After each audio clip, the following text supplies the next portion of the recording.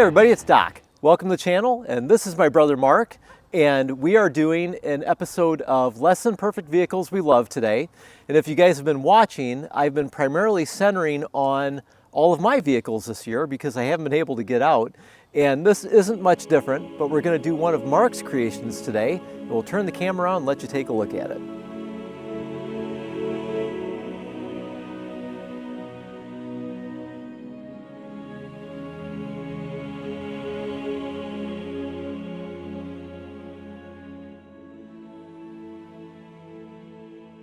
Okay. I'm cold to something else. Yeah, it is a little bit cold, and that's why we're not riding today. All right, so here's what Mark made. This is and correct me if I'm wrong, this is a 1974 CZ400 red frame. That's correct. This thing was basically a heap of garbage. That was put nicely. A few months ago. So is this a resto mod or a restoration? What is this? So this is a combination, new word I'm going to coin. I'm going to call it a resto-survivor, where it's part restoration, it's part resto mod because I went ahead and upgraded some newer, better parts on it, but it's also part survivor. I tried to salvage some of the cool old original pieces that told the story of the bike. Cool. And what is the story of the bike? How did you find this bike? So I bought this bike 10 months ago, and it had been stored since 1980 underneath a tarp outside as far as in a guy's yard, which wasn't very kind to it, that every single nut and bolt on this was rusted, all the plastic was all kind of rotted and broken. There were mice living not just inside the exhaust pipe, but inside the cylinder head. Wow. So it wasn't running. It ran when it parked. It was parked. It ran when parked, yep. And so, I mean, was the plastic all gone? I mean, as far as the seat cover was destroyed and all that kind of stuff? Or? Seat cover was destroyed. Front fender was all crumbling to pieces. The rear fender is two parts. The back part was broken and beyond salvage, but the front part of the rear fender was fiberglass. And I was able to repair that and reuse that. Okay. So this front fender is restored? That's not a... No, that's the front fender's a reproduction. Okay, okay. Yeah. And so the tank's original? Yeah, so some parts of the bike, like the tank had been painted a number of times. The side panels, as far as the number plates, they were all rusted and bent up. And I thought, I was going to replace them, but some of like the dents here in the tank or in the side panel, I thought, these tell the story of its motocross days, so I decided not to replace those with new. I just kept the original parts. And why was this bike important? What was so special about this bike? I know that one thing that I read in my little bit of research on it was that it was very reliable, which I never envisioned CZs as being reliable, but... and actually that was their reputation. So, up until after the mid-1970s, the Japanese pretty much dominated the motocross market. But before that, it was the European brands like CZ, KTM, Bultaco. They were the hot bikes to race.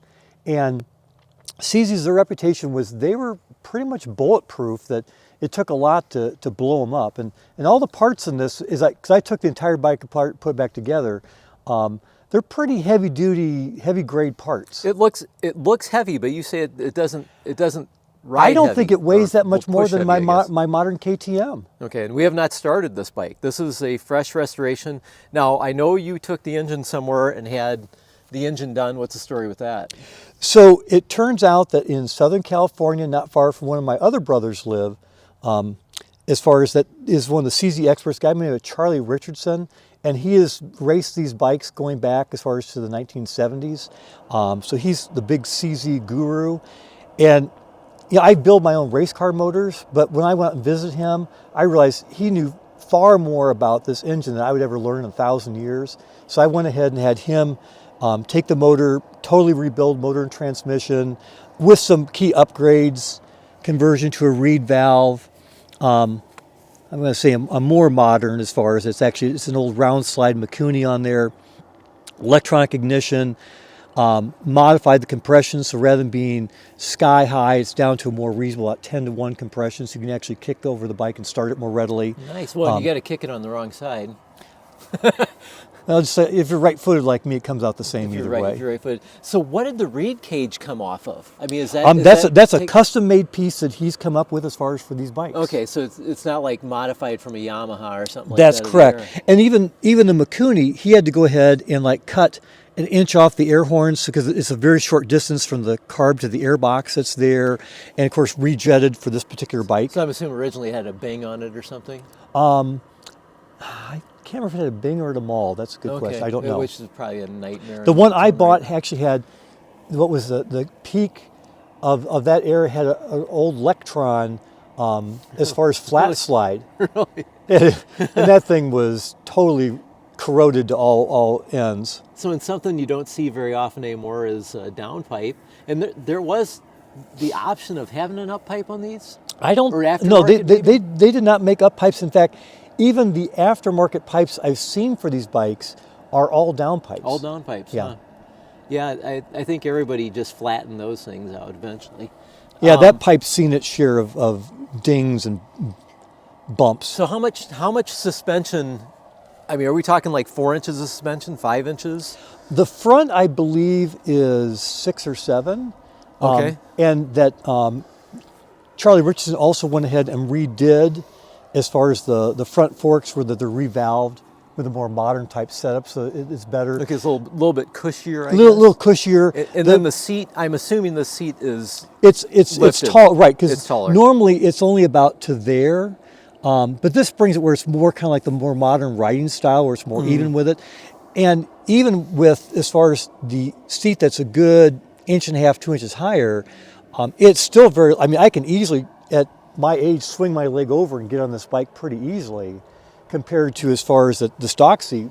I mean, they're incredibly low. Yeah, and I again, in my little bit of research today, I saw that the Works bikes came with peanut tanks. They didn't have a coffin-style tank on them, which is kind of wild. Yeah, there were ones that they had like plastic tanks on them. And that's one of the things I liked about this bike. I remember seeing pictures in magazines where they came like in a crate and you had to assemble them. But they had the coffin tank and they had the really cool giant fins as far as in the engine. I mean, it's a cool looking bike. It's pretty cool. So now I see something kind of curious. I'm going to have you step back for a second. Are there 2 mounts for the shock here? Could you move that shock and technically raise your clearance, or how's that work? That's a good question. The welding on that looks different, and I'm not sure if that was something that was factory or added on later. Again, being an old motocross bike, the big thing was to have lay down shocks. So it's very possible that someone did that, and that would have gone ahead and raised the bike up probably a couple more inches. So you're not sure if that's stock or not. That's pretty. It's kind of janky looking welding there. Yeah, the welding's not the same as the factory welding, and whatever shock they used. That the shocks that were on here were Koni's. These are aftermarket progressives. Either ones that they would not fit within there. So I think as far as that there was some other brand of shock they had on there at one time that was different from the ones when I bought the bike. And is that just a tie down? That's just tie down. Just tie down. Yeah. Okay. And so how many gears is the gearbox? It's a four speed. 4-speed. That a year or two later they made 5 speeds, but they were not as reliable. So a lot of guys don't like them. Okay. They like the 4 speeds because they're more reliable. And it's my understanding no one ever uses. I'm going to sneak past you here. No one ever uses first gear. Yeah, these are basically torque monsters, or one guy called it as far as the ditch digger. The ditch digger. So, and of course you see our cool Weed Whip kickstand here, because this is not an easy bike to put on a stand because of the downpipe, which offers kind of a interesting dilemma. Well, and with the ditch digger nickname, we should have gotten a shovel rather than as far as that weed whack. That's true. And so 520 chain, I'm guessing. Correct. And the other thing, if we come back up front, you can see, so they had magnesium hubs. Oh, yeah. And when I bought the bike, that this part was basically all gone. There was a giant hole that was there because, if you combine moisture and different metals, aluminum and magnesium and iron together. That's the perfect mixture for corrosion. There's like a low metallurgy lesson in there somewhere. It basically ate away the whole hub, so I had to buy a new hub and rim. So where did you find? Did you have a problem finding parts for this bike? So the hub and rim I found on eBay, but actually the rest of it, Mr. Richardson, California. I mean, this is almost like a 1960s, 70s Corvette. You can buy virtually every part for these bikes now from online. But like Mr. Richardson, they've got literally every single piece you can come up with. Now, some guys like the original handlebars, which had welded on perches, right? Which I'm sure the first time you fell that would break. But that was those pieces. Guys love the originality of those. So, I went with some modern updates again. More modern throttle, pro tapers, the reed valve conversion, electronic ignition. To make it a driver. To make it actually livable. I'm too old to motocross. I wanted this to be a play bike, to take on some easy trails. So how do you think this will work out for trail riding? Do you think it's going to be likable or not? I'm a little scared, actually. Yeah, I could get that. For two reasons. So first, I'm used to riding small bore bikes. So this is the biggest bore bike that I've ever owned and probably the scariest in terms of performance.